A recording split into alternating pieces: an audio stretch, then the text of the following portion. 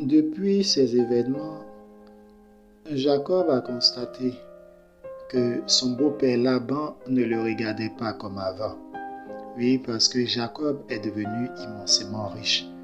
Lui, son objectif, c'était de posséder Jacob, de le faire travailler, de le rendre esclave dans sa maison. Car si Jacob a les moyens, il deviendra indépendant et il pourra partir. Comme Jacob a senti cette douleur dans les yeux de son beau-père et cette rage, et comme il a entendu ce que les fils de son beau-père disaient, Jacob s'est décidé de s'en aller. Mais avant que Jacob ne s'en aille, le Seigneur vient lui donner l'autorisation en lui disant « Retourne au pays de tes pères et de ta famille. Je serai avec toi. » Donc, le Seigneur vient lui donner la caution, l'autorisation, l'autorité, l'onction. Jacob peut partir. Mais il ne veut pas aller seul. Il doit aller avec ses épouses et ses enfants. Alors, il va leur faire le point de tout ce qui s'est passé, de tout ce qu'il a vécu. Ses épouses, qui sont les filles de Laban, sont elles aussi d'accord pour suivre Jacob, puisqu'elles savent qu'elles ont été vendues et que leur père a déjà consommé l'argent de leur vente. Quand le moment vient de partir, voici que Rachel commet ce qu'il ne faut pas. Elle va jusqu'à voler les idoles de son père. Jacob, ses épouses, ses enfants, ses serviteurs et tout son cheptel, son troupeau, les voici en route. Ils s'en vont. Jacob n'a point prévenu Laban car il connaît déjà ses intentions. Et c'est seulement après 3 jours que Laban est informé du départ de Jacob, sûrement par des personnes qui l'ont vu partir et qui ont constaté son absence. Laban et ses hommes se lancent à la poursuite de Jacob. Mais le Dieu d'Abraham, Dieu d'Isaac, vient révéler à Laban qu'il ne devra rien dire de mal ou de bien à Jacob. Le Seigneur lui dit, garde-toi de rien dire à Jacob en bien ou en mal. Une manière pour le Seigneur de dire à Laban, abstiens-toi de parler à Jacob. Je t'interdis d'adresser la parole à Jacob. Parce que Jacob est sous la protection du Seigneur. Lorsque Laban arrive au lieu où se trouve Jacob, il fait des reproches à Jacob en lui disant, je t'aurais laissé partir, mais tu as fui. Tu ne m'as pas donné l'occasion d'embrasser mes fils et mes filles. Tu es parti.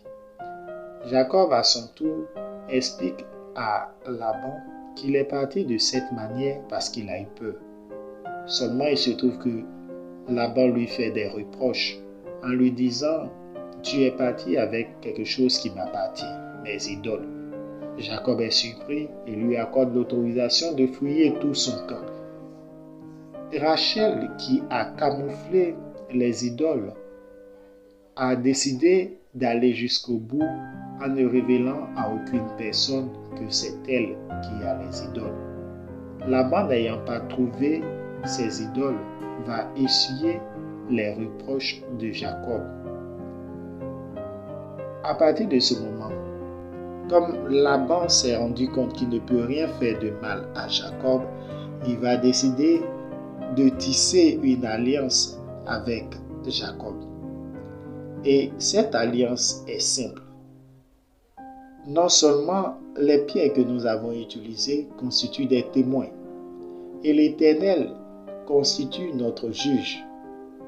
Je n'irai pas en ta direction, toi Jacob aussi ne viens pas en ma direction. Le Seigneur fera le guet entre nous, dont le Seigneur va surveiller les pas de chacun.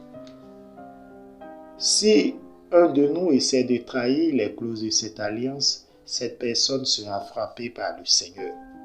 Jacob est un serviteur de l'Éternel, du vrai Dieu, mais Laban est un idolâtre. Donc, chacun sait que celui qui est le suprême, c'est le Dieu vivant, Oui, le Dieu d'Abraham, Dieu d'Isaac, Dieu de Jacob. Quand le Seigneur vient à notre secours, le Seigneur prend tout ce qu'il y a comme disposition pour pouvoir nous aider. Mais nous également, nous devons poser les pas qu'il faut pour demeurer sous la couverture du Seigneur. Si c'était Jacob qui s'était mal comporté contre Laban, si Jacob avait effectivement dérobé les biens de Laban, si Jacob avait volé les idoles de Laban, ce n'est pas sûr que le Seigneur aurait protégé Jacob. Mais Jacob s'est rendu justice, on peut le dire. Mais dans cette justice que Jacob s'est rendue, Jacob a été vraiment juste. Il a été équitable. Il a dit qu'il devait prendre tout ce qu'il y a comme tacheté rayé et c'est ce qu'il a pris. Les deux filles, Léa et Rachel, sont les épouses de Jacob. Jacob est parti avec elles, ainsi que leurs servantes.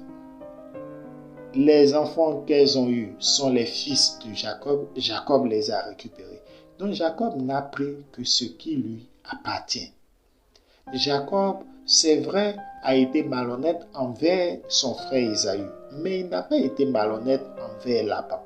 Et il dit aujourd'hui encore à Laban que par 10 fois, tu as changé mes gages. Nous également, lorsque nous sommes trompés par des personnes, alors que nous sommes honnêtes, il ne faudrait pas qu'on s'inquiète. L'Éternel est là, l'Éternel nous suit, l'Éternel entend, l'Éternel fait le guet, l'Éternel nous conduit, que son nom soit béni au nom de Jésus.